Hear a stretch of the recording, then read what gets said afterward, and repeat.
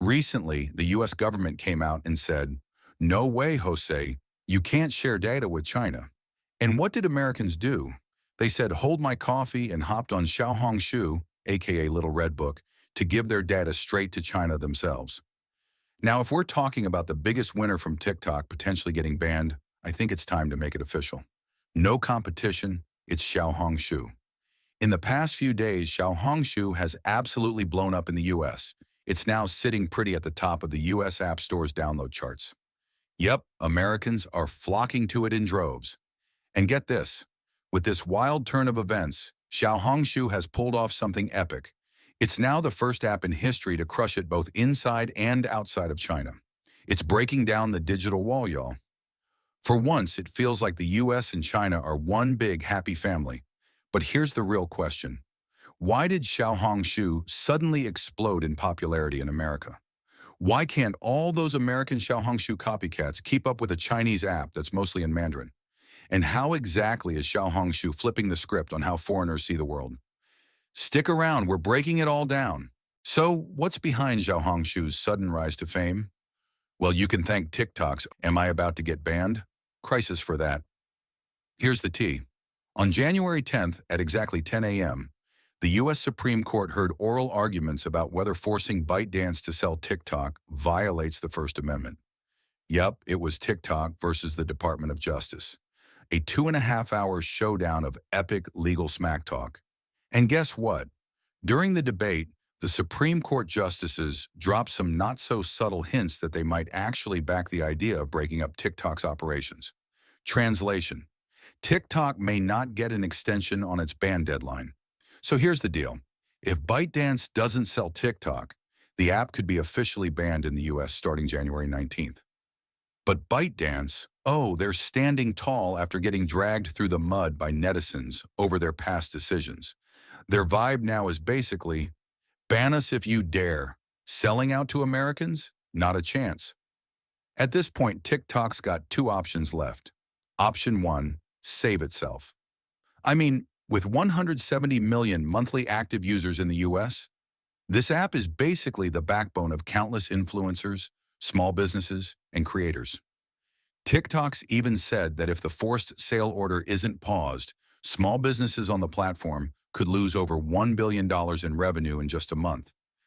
As for creators, oh, they'd be taking a $300 million hit if TikTok gets banned. Option two, wait for Trump to swoop in like a social media superhero. Yep, Trump is seen as TikTok's unlikely savior. Why? Back when the US election drama hit its peak, Trump was all over TikTok, using it as his top campaign platform. Fun fact, Trump's a social media OG with over 14 million followers on TikTok. And just last month, he even met with TikTok's CEO, Xu Zichu. But here's the kicker. Trump wasn't just talking smack this time. On December 27th, he actually filed a request with the US Supreme Court asking to delay the forced sale of TikTok. Trump's basically saying, hold up, let's figure this out politically after I take office on January 20th. The problem? We're less than a week away from January 19th, TikTok's D-Day, and things are eerily quiet on their end. Meanwhile, Americans are already in full panic mode, wondering, where do we go if TikTok gets banned? Enter XiaoHongshu, the new hot dish on the table. Now, logically speaking, there are plenty of XiaoHongshu alternatives in the US, right? You've got Instagram, Pinterest, and the like. Plus, ByteDance wasn't sitting around twiddling its thumbs. They launched Lemonade, a shameless XiaoHongshu knockoff. In China, they couldn't beat XiaoHongshu, so they just copied it overseas. And guess what? The bootleg version actually crushed the original. But now, with TikTok on the chopping block, guess who's about to rake it in? Yep, XiaoHongshu's about to hit the jackpot. Some ex-TikTok users in the US are saying, hey, XiaoHongshu is kind of like TikTok, right? So they're jumping ship, not just because they love the app, but also as a big middle finger to the US government. It's that classic, you tell me I can't, so now I definitely will vibe. Let's be real. If TikTok were an American app, this whole mess wouldn't even exist. But nope, the app that's taken over the world is Chinese. So now it's a national security threat. All that freedom, democracy, and free speech America brags about? Yeah, sure. When there's no competition, it's freedom for all. But the moment someone becomes a real threat, it's more like, freedom? Final say's mine. And with the US and China going head-to-head in trade wars, tech wars, and economic showdowns, it's getting spicy. The US keeps trying to trip China up. Blocking chips? China just builds their own. Hitting the economy? China's still holding steady. Let's not forget how many Chinese companies have been blocked, banned, or kicked out of the US. If you're a Chinese company trying to do business here, good luck. You're a target. And sure, the official line is always wrapped in pretty words like human rights, freedom, democracy, and world peace. But hey, how about not fueling the fire in Ukraine first? Meanwhile, back home, wildfires are burning up billions. People are losing their homes, and families are being torn apart. Americans aren't blind. They see the hypocrisy. And when you toss a bomb in the outhouse like this, it's no surprise people are fired up. And then there's Zuckerberg, completely baffled. Like, wait a second, TikTok's about to get banned. Shouldn't I be the biggest winner here? After all, he worked so hard to throw shade at TikTok, dragging them through court, ranting like a pro. All that effort for what? Now TikTok's on the verge of collapse. And guess what?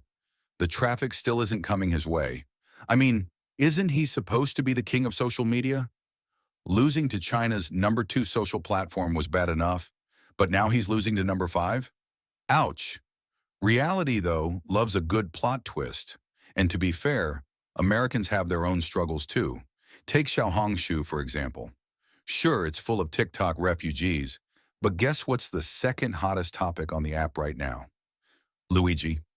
Yeah, Luigi, because apparently you're not even allowed to discuss him on American social media. Freedom of speech, am I right?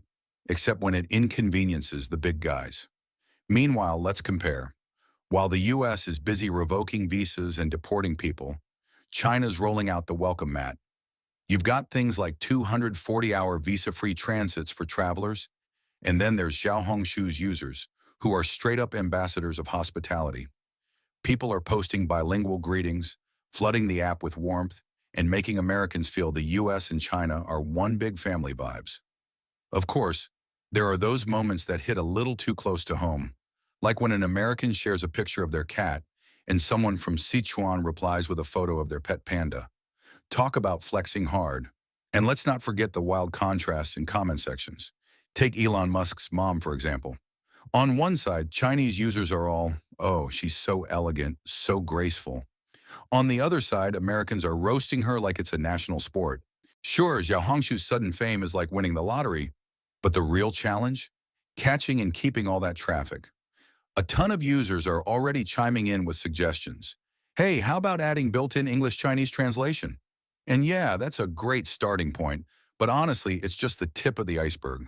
From where I'm standing, this wave of American users isn't just a golden opportunity for XiaoHongshu. It's a big moment for Chinese companies as a whole. Think about it. Platforms like Facebook and YouTube dominate across the Western world. Americans can watch videos made by Brits, leave comments, and keep the cultural exchange flowing. Some might call it cultural exchange. Others might call it cultural invasion. Meanwhile, when Chinese apps go global, they're often forced to create region-specific versions, separating the international experience from what's happening back home. This keeps them from really bridging the gap or exporting culture effectively. But now, for the first time, we're seeing Americans and Chinese users interacting on the same app, with no walls between them. This isn't just about translation, it's about breaking stereotypes and building bridges. If XiaoHongshu plays its cards right, it could go from being China's app to being the world's app. Sure, governments can handle the offline part, like welcoming tourists to see China's progress firsthand. But the online narrative, that's where Chinese companies and everyday users have to step up. This isn't something the government can fix with a policy. It's about people-to-people connections. Of course, let's be real, this surge in traffic might just be a passing trend. Convincing TikTok influencers with millions of followers to switch platforms isn't easy, and their audiences might not even follow them. For a lot of Americans, this sudden XiaoHongshu hype might just be an act of rebellion. a way to stick it to their own government. But if XiaoHongshu can actually hold on to this momentum, it might just become the next TikTok. And with that success comes the downside, getting added to the US government's hit list. Still, this wave of users has already done something incredible. It's brought XiaoHongshu beyond China's borders and into the US spotlight. Technology changes the world, and the future of the internet belongs to those who dare to connect. If you found this video inspiring, don't forget to smash that like button, hit subscribe, and share it with your friends. And hey, turn on that notification bell so you don't miss